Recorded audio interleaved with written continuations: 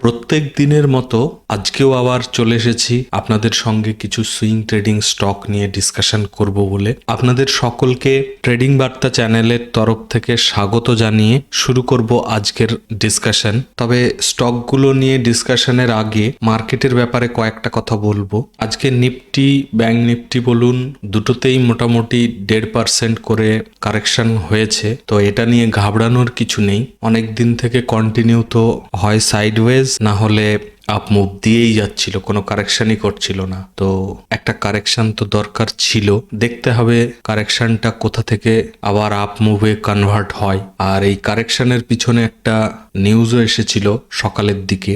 নিউজটা অবশ্য সেভি রিলেটেড ছিল। আপনারা লক্ষ্য করেছেন নিশ্চয়ই, বেশ কিছুদিন ধরেই এই ফিউচার অ্যান্ড অপশন সেগমেন্টটা নিয়ে সেভির একের পর এক নিউজ আসছে। তো আজকেও ওই টাইপেরই একটা নিউজ ছিল। নিউজটা এরকম ছিল যে 2025 থেকে এফএনও সেগমেন্টটা অ্যাক্টিভেট করাতে গেলে মিনিমাম আইটিআর 40 লাখ হতেই হবে, এরকম কিছু রুলস আসতে পারে, এরকম একটা নিউজ সকালের দিকে এসেছিল। তবে সেটা পুরোপুরি রুমার্স ছিল, পুরো ফেক নিউজ ছিল, ওইরকম কোনো কিছু সেভির তরফ থেকে ছিল না।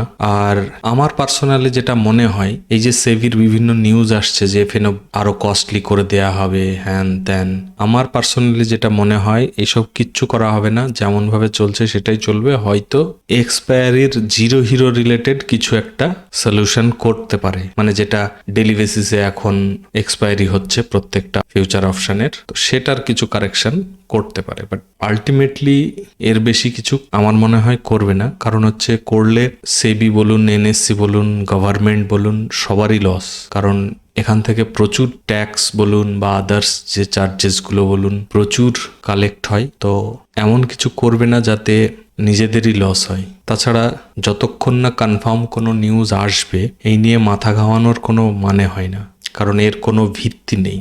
সেভির আজকে অবশ্য একটা বোর্ড মিটিংও চলছে, আমার মনে হয় এখনো চলছে ওটা। তো এগুলো অ্যাকচুয়ালি চলতেই থাকবে, তো এগুলোকে অ্যাভয়েড করাই ভালো। অবশ্য মার্কেটে এফেক্ট করে, কারণ মার্কেট প্রচন্ড সেন্সিটিভ। যাই হোক, নিউজ আমরা বাদ দিই, আসল টপিকে ফিরে যাই। আজকের ফার্স্ট যে স্টকটা সিলেক্ট করেছি সেটা হলো container corp of India limited, মানে যে স্টকটা আমাদের কাছে কনকর নামে পরিচিত। এই স্টকটা আপনারা দেখতেই পাচ্ছেন, খুব সুন্দর একটা ট্রেন্ড লাইন তৈরি হয়েছে। প্লাস এই ট্রেন্ড লাইনটার সঙ্গে যদি এই নিচের এটাকেও যোগ করেন তাহলে একটা ডিসেন্ডিং প্যাটার্ন মতো মনে হচ্ছে। অ্যাকচুয়ালি এখানে অনেকগুলো প্যাটার্ন টাইপেরই মনে হচ্ছে। যেমন এখান থেকে যদি আবার এটা একটা জুড়ে দিন তাহলে একটা ট্রায়াঙ্গেল শেপ তৈরি হচ্ছে। আবার যদি এই রেড লেভেলটাকে বাদ দিয়ে এখান থেকে একটা আপনি যোগ করেন লাইন, তাহলেও একটা প্যাটার্ন। তো এত কিছু না ভেবে সিম্পলি আমরা এই উপরের ট্রেন্ড লাইনটা ফলো করব, শুধু জাস্ট ট্রেন্ড লাইনটা, এটাই আমাদের কাছে মেন হবে। ঠিক আছে, তো আমি চার্টটা একটু ক্লিন করে নিই, ততক্ষণ আপনারা লাইক আর সাবস্ক্রাইবটা করে ফেলুন প্লিজ, এক্ষুনি করবেন, কারণ না হলে আবার ভুলে যাবেন। আপনাদের এই একটা লাইক সাবস্ক্রাইব আমার কাছে অনেক কিছু ম্যাটার করবে। যারা যারা এখনো সাবস্ক্রাইব করেননি প্লিজ সাবস্ক্রাইব করে নিন, কারণ আমি ডেইলি বেসিসে আপনাদের জন্য সুইং ট্রেডিং ভিডিও নিয়ে আসি। তো সাবস্ক্রাইব না করলে আপনারা কিন্তু নোটিফিকেশন পাবেন না, আর যখন সাবস্ক্রাইব করবেন বেল আইকনটাও প্রেস করে দেবেন, তবেই প্রত্যেক দিন সন্ধে 8টা সাড়ে 8টার দিকে আমি যখন ভিডিও পাবলিশ করব আপনি নোটিফিকেশন পাবেন। আচ্ছা, তো এখন এর কারেন্ট প্রাইস চলছে 918 সামথিং, কিন্তু আমরা এখন কোনোভাবেই এন্ট্রি করব না।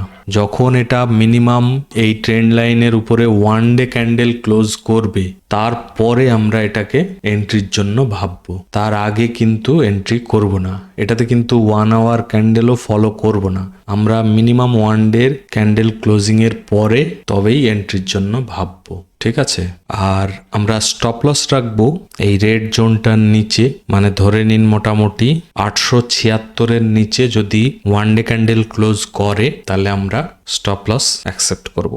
এখানে আরো একটা কথা বলার আছে, সেটা হচ্ছে ধরে নিন এখন ব্রেকআউট করলো না, এন্ট্রি দিল না, আরো কিছুদিন এরকম নামতে থাকলো, তবুও কিন্তু স্টকটা ওয়াচলিস্ট থেকে রিমুভ করবেন না, রেখে দেবেন। কারণ কি বলছি, এটা সাপোজ নিচে আসতে থাকলো, এইখানে একটা খুব সুন্দর সাপোর্ট জোন আছে, মানে এখানকার থেকে আরো বেশি স্ট্রং। তো কেউ যদি আর্লি এন্ট্রি করতে চান, মানে ব্রেকআউটের আগে যদি বেশি রিস্ক নিতে চান, তাহলে এই সাপোর্টের স্টপ লস না রেখে এটার নিচে রাখতে হবে, তাহলে এন্ট্রি করা যেতে পারে। তবে বেস্ট হবে যদি এর উপরে ক্যান্ডেল ক্লোজিং করে ওয়ান ডে, তারপরে এন্ট্রি করা।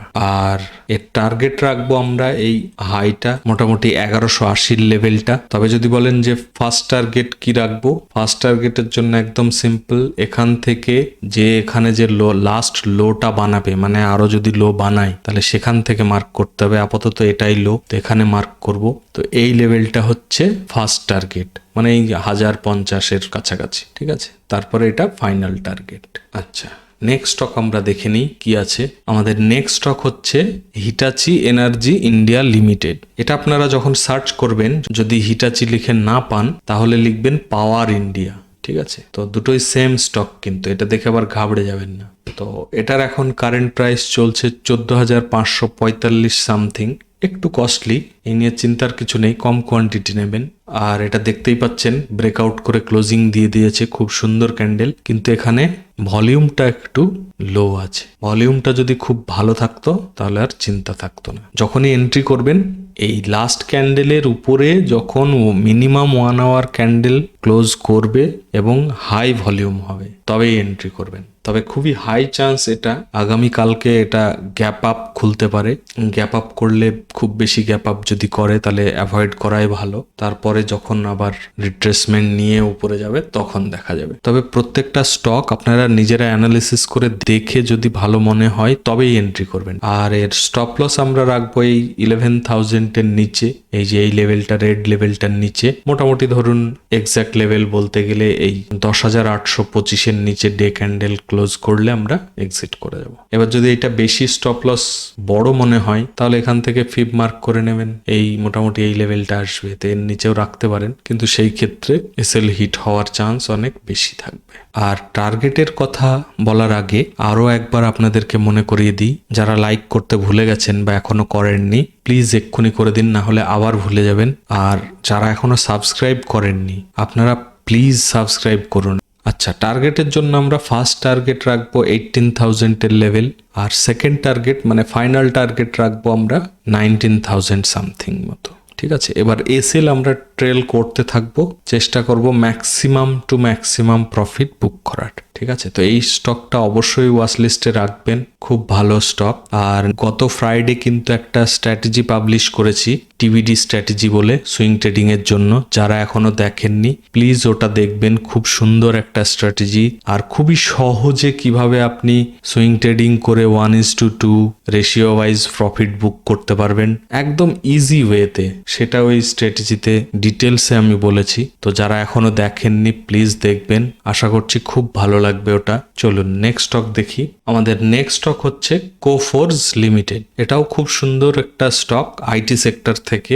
স্টকটাতে দেখতেই পাচ্ছেন একটা করে সুন্দর মুভমেন্ট, তারপরে হয় রিট্রেসমেন্ট, না হলে কনসলিডেশন, দেন আবার মুভমেন্ট। তো খুব সুন্দর স্টক, এখানেও দেখছেন একটা কনসলিডেশন করেছে, তো এখনো কিন্তু ব্রেকআউট করেনি, এটা কিন্তু মাথায় রাখবেন।